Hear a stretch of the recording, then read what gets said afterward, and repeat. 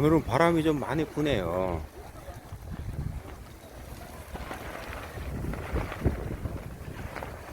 바람이 부는데도 그 아들은 신나게 놀고 있네요. 얘가 좀 북한하고 가까워서 그러나 봐.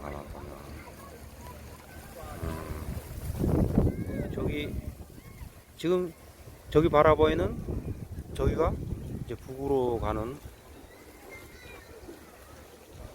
북한 아마 출입관리소로 저기를 통해 갈 거예요. 여기서 한 700m만 가면 통일전망대 수속하는 곳인데, 이제 과거 20년 전에는 여기로 다 이제 북한으로 가게 된 거예요. 궁광산 관광을 가는 첫 관문이죠, 여기가.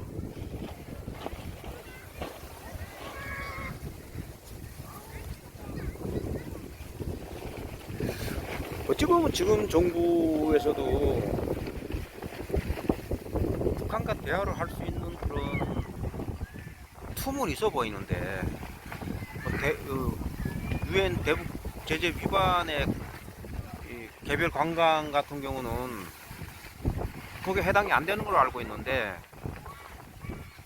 과거에 이제 우리 김대중 노무현 정부 때까지만 해도 이제 우리 현대아산에서 직접 북한에 가가지고 호텔도 짓고 직접 우리가 경영을 했다면, 지금은 이제 북한에서 뭐 원산 송도원 쪽으로 해서 갈마 지역으로 해서 자기네 관광을 자기네 직접 북한 국가가 관리하고 있는 거 아니에요. 그럼 우리는 그 관광의 틈을 파고들 수 있는 그런 조건은 되어 있어 보이는데, 이제 이재명 정부가 어떻게 노력을 하는가에 달려 있다고 저는 생각하고 있습니다. 제가 북한에 살아봐 알지만은 원산 저 송도 해수욕장도 그렇고 거기는 관광지역으로 대단히 없습니다. 우리 뭐야 이 남한 관광객들이 원산으로 해서 금강산으로 해서 관광을 갈 수 있는 그런 기회는 어찌 보면 그 이재명 정부에서 할 일이겠죠.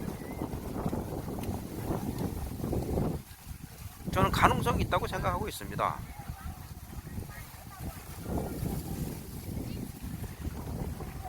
이 앞에 이 섬이 원래는 여기에 이게 모래가 없었고 그냥 저 섬이 따로 떨어져 있었다고 하는데, 이제 68년도에 여기 아마 해일이 있었대요. 그러면서 여기가 아마 이 모래 섬으로 육로하고 연결됐나 봐요.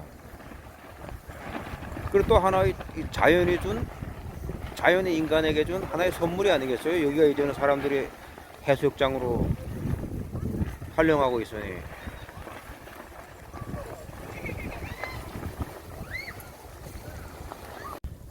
아들, 그건 뭐냐? 빨리 가봐.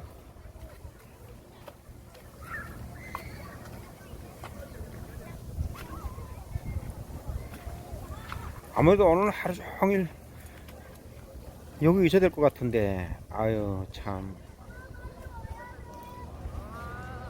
누뚱이 하나 봐가지고.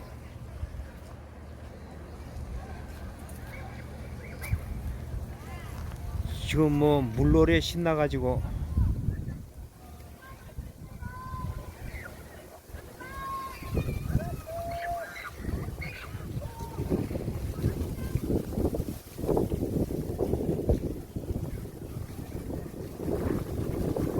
잘 노네요. 저는 추워서 물에 못 들어가겠어요.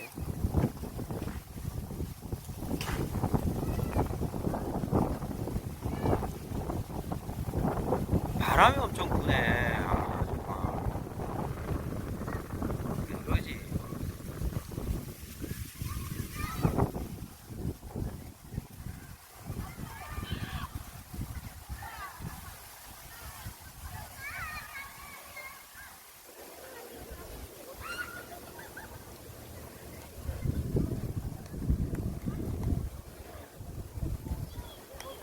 참말로 애들은 애들이네.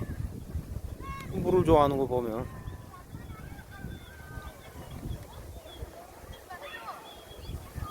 하긴 뭐 우리도 어려서 물 많이 좋아한 거죠 뭐. 하루 종일 밥은 안 먹어도 물에 나가서 놀았는데 뭐 지금 아이들이라고 뭐 다른 거 있겠나 뭐.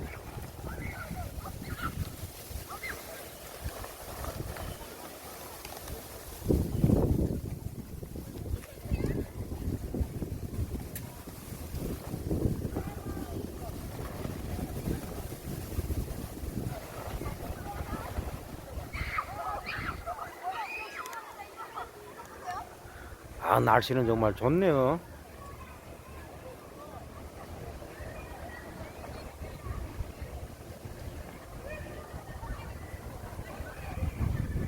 공기도 좋고. 역시 여기는 서울하고 틀리긴 틀립니다. 아, 참.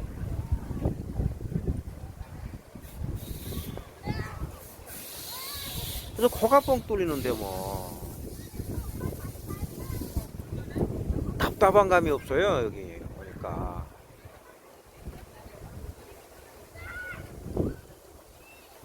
뭐 아두부는 아침에 밥도 안 먹고 지금 어저께 치킨 저녁에 치킨 거 남은 거 있던 거 그거 지금 아침에 먹고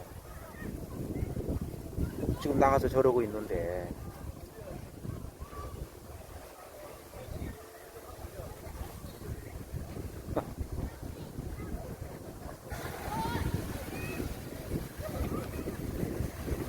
사실 고성 여기 오면 고향하고 가까우니까 마음은 좀 울적해요. 그게 아마 인간이 사람이어서 그러나 봐. 뭐 날아가는 새도 뭐 자기 집 보이면 뭐 한번 내려앉는다는데 여기서 불과 뭐 얼마 떨어지지 않으면 그 강원도 그 금강산이 저 보이는 곳인데 참 통일이 언제 되려나. 뭐 통일까지는 안 바라도 그래 서로 이 왕래하는 그런 정도는 됐으면 좋겠는데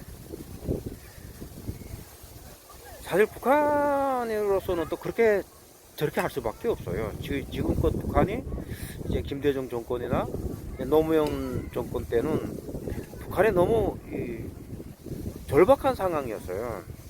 왜냐하면 그때 당시에는 중국도 북한을 안 도와줬고 또 러시아 역시도 북한을 도와주지 않았습니다. 그리고 중국, 러시아도 미국의 눈치를 많이 받고 그러다 보니 북한으로서는 정말 그 고난의 한군 때 수많은 사람들을 아사대면서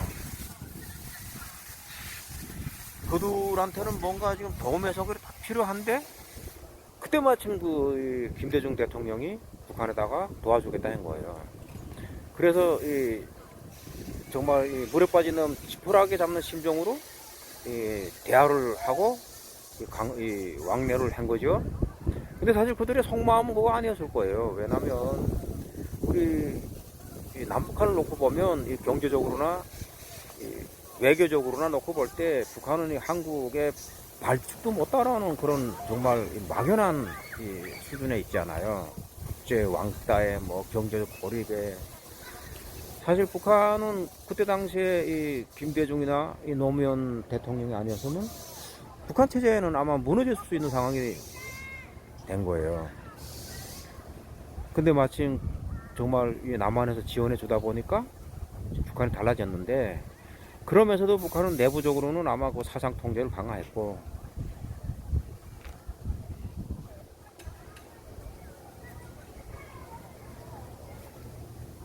북한에서 가장 두려워하는 건 뭐냐면 자본주의 시장 경제에 대해서는 북한이 선호하고 부러워하는데 대신 이제 자본주의 문명 문화에 대해서는 북한이 철저하게 통제해요. 왜냐하면 그 체제의 가장 위험의 요인이니까.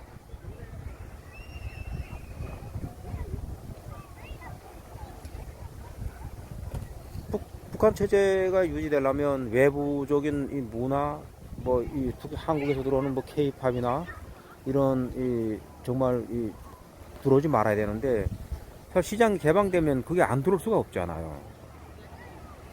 그게 가장 두려웠던 거죠.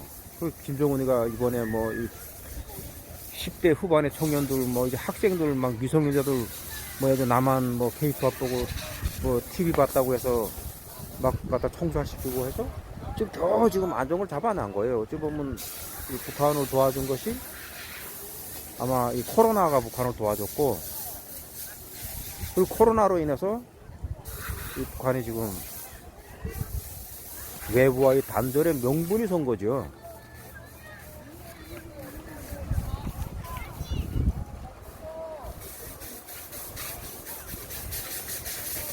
그런데 지금까지 지금 북한이 지금 계속 지금 추진하고 있는 게 관광산업이에요. 이런 관광산업은 이 달러를 벌어들는데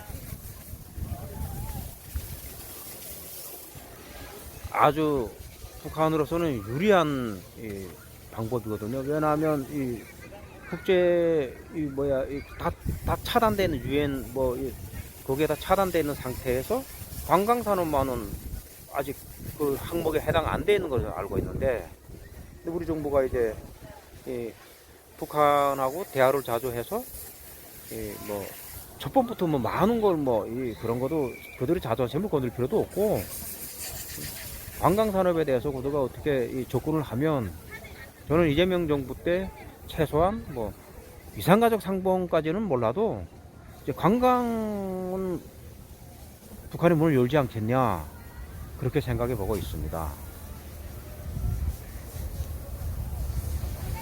요즘은 관광이 열면 또 하나씩 열게 돼 있으니까. 그런데 지금 지금의 처지에서는, 지금의 상황이 북한에서는 엄청 유리한 상황이에요. 왜냐하면 지금 북한은 러시아와 지금 밀접되는 상태고, 사실 굳이 이 위험을 감수하면서 우리 대한민국과 교류를 할 이유는 없거든요. 그렇다고 해서 비행기 타고 너무 많은 관광객을 다 충당하기는 힘들고, 그래도 이 한반도에서 우리 남북한은 서로 육로든 이 바닷길도 다 열려 있기 때문에 어찌 보면 북한의 이익을 보는 데는 관광산업이 더 큰 이익을 볼 수 있다, 저는 그렇게 생각하고 있습니다. 제가 오늘 두서없이 여기서 이렇게 말을 좀 길게 했는데요, 제 말에 혹시 정말 그렇다면 넓게 이해를 부탁드리겠습니다. 오늘 이 동영상은 여기서 마치겠습니다. 고맙습니다.